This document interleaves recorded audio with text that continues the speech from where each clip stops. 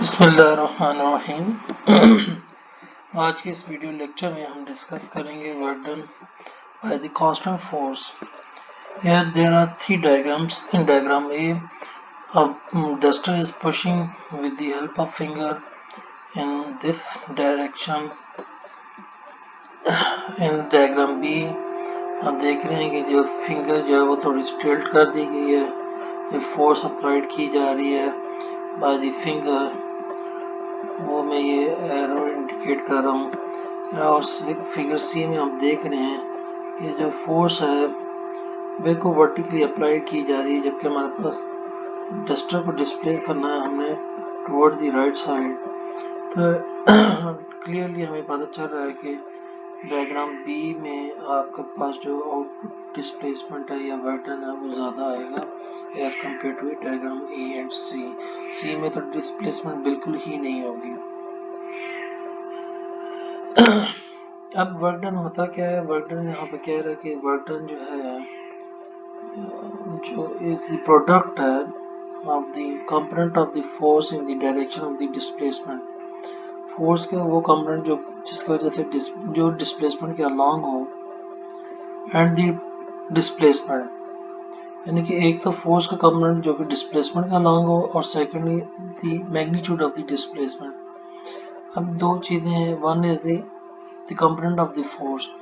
अगर हम देखें तो फोर्स के दो कंपोनेंट्स बनते हैं। यहाँ पर अगर एक फोर्स है एक ब्लॉक के ऊपर एक्सर्ट की जा रही है एट सम एंगल थीटा, तो अब वन कंपोनेंट जो है फोर्स का वो है एफ कॉस थीटा, जो कि इसके डिस्प्लेसमेंट के अलॉन्ग है। डिस्प्लेसमेंट यहाँ पर डायग्राम में शो की जा रही है कि that is the along horizontally, and the other component is the F sine theta जो कि वर्टिकली अपवर्ड है।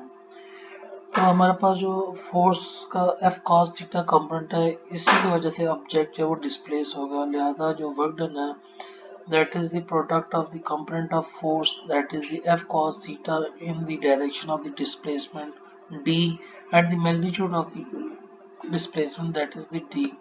Here W equal to F cos theta into d or F d cos theta.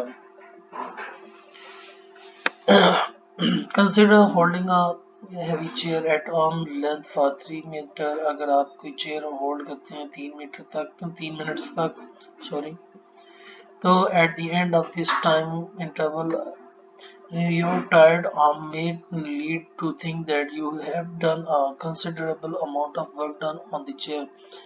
तो 3 minute के duration के बाद आपकी बाजू में थकावट होगी और आप महसूस कर रहे होंगे या आप सोच रहे होंगे कि आपने इस चेयर के ऊपर कोई काम किया है। अकॉर्डिंग टू आवर डेफिनेशन, हमारी डेफिनेशन के मुताबिक, however you have done no work on it whatever so, लेकिन हमारी डेफिनेशन के मुताबिक आपने इसके ऊपर कोई काम नहीं किया। You exert a force to support the chair. आपने जस्ट एक सपोर्टिंग फोर्स लगाई है चेयर के ऊपर, but do not move it, लेकिन आपने इसको मूव नहीं किया। A force does no work. कोई भी फोर्स जो है वो काम नहीं करती अगर ऑब्जेक्ट जो है वो डिस्प्लेस ना करे या मूव ना करे। हम कहते हैं किसी भी फोर्स की वजह से वर्क डन जीरो होगा अगर उसके डिस्प्लेसमेंट या मूवमेंट क्या हो, जीरो हो। यहाँ पर हम देख रहे हैं कि एक ब्लॉक है जिसके ऊपर एक फोर्स अगेंस्ट थीटा एंगल पर एक्ट कर रही है और हम डिस्प्लेस करना चाहते हैं इसको toward the right in this direction. हम यहाँ पर देखते हैं कि नंबर ऑफ फोर्सेस जो है इस ब्लॉक के ऊपर एक्ट कर रही है। One is the normal force that is along the 90 degree upward, and the second is the force of gravity that is acting downward again at the 90 angle at 90 degree to the direction of the displacement.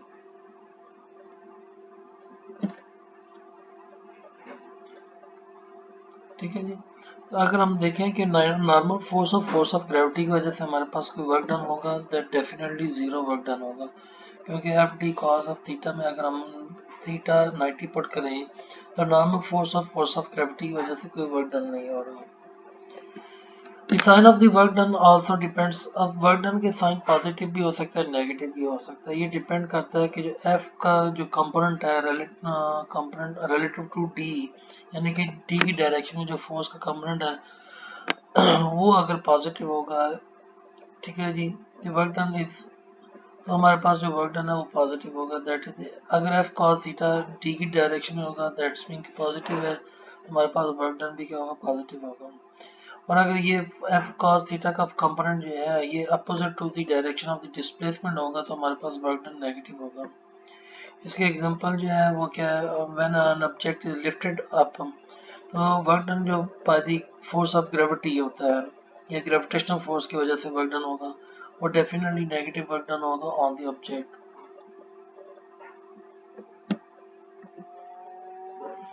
Work हमारे पास एक scalar quantity है, it is a scalar quantity and its unit is newton metre, newton metre और kg metre per second square. The combination of unit is used so frequently that it has been given a name of the unit on name of its own, that is the joule. Next is the work done by a varying force. Now consider a particle is moving along x-axis under the action of the varying force. That the previous one is the case of the constant force. Now we considering a force, varying force is acting on the object and displacing the object along the x-axis, and its initial position is the xi and is the final position is xf.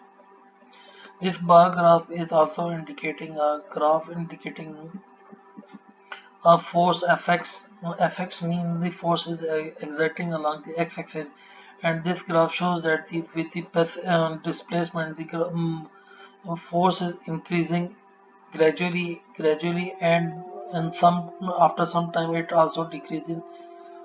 So to we cannot use the relation f d cos of theta here to calculate the work done by the varying force.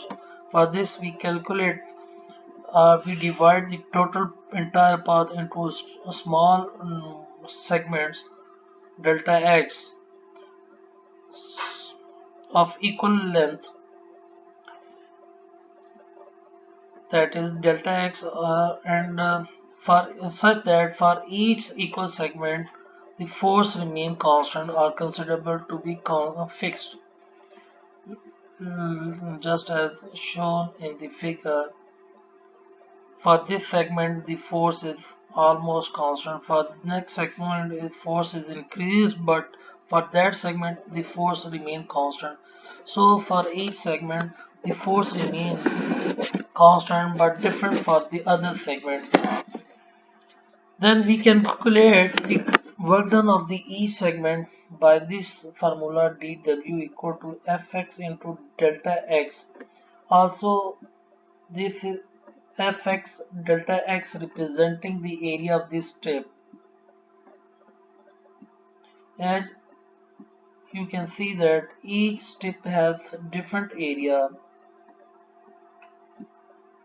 The total work done of this object that is moving from xi to xf is the area under this curve. So we have to calculate the area of each strip and then finally sum up, or if we can calculate the area of the single strip and integrate it from initial condition to final condition, that is from xi to xf. You can see that the total work done is equal to the sum of xi to xf fx into delta x. That means we can calculate the total work done of the object from xi to xf position by summing all area of the all steps.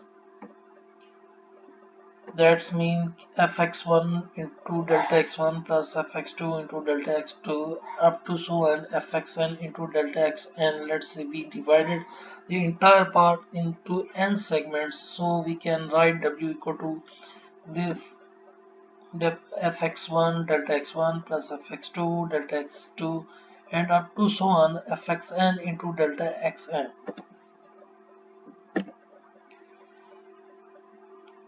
If the displacement are allowed to approaches to zero, if we divide our displacement is approaches to zero, that means the number of segment is increases.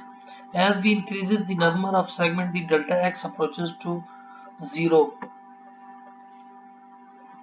Then we can use the integration not integration in spite of the summation. When we apply the delta x approaches to infinity on the summation, this approaches to the integration, that is xi to xf fx into dx, and this gives the total work done of the object from moving xi to xf position under the varying force fx. For each segment this fx is same, but for the next segment it is different from the first one, and so and so.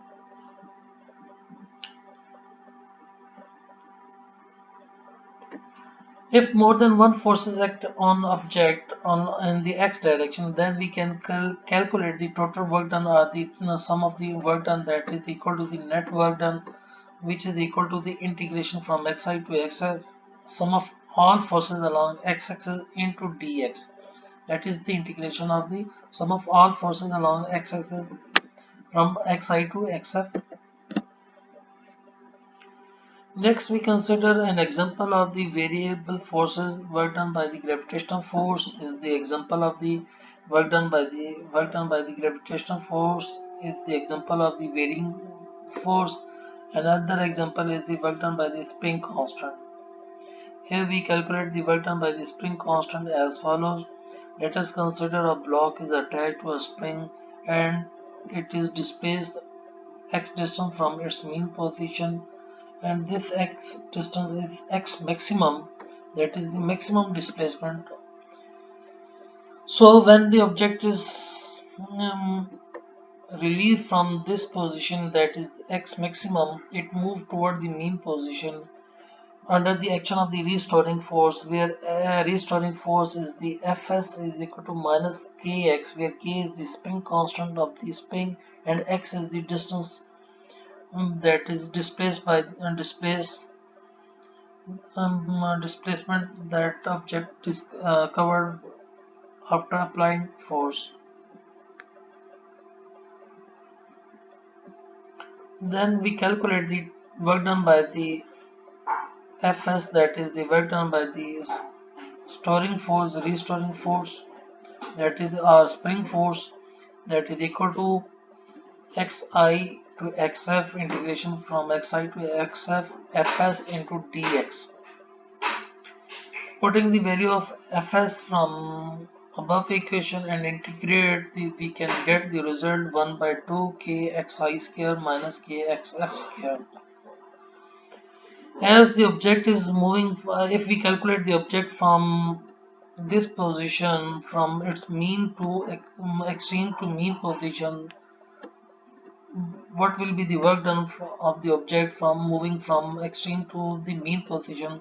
Then we put the mean xi equal to minus x maximum and the final position xf equal to 0, and integrating the above equation, that is minus kx dx, that gives the result 1 by 2 kx maximum square.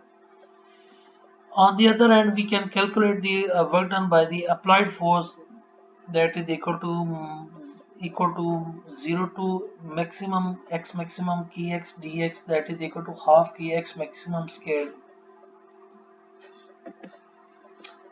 Situation involving kinetic friction. Suppose a book moving on the horizontal surface. यहाँ पर हम एक book ले लेंगे जो कि horizontal surface के ऊपर मूव की जा रही है with initial velocity vi and distance d before reaching a final velocity vf as shown in the figure.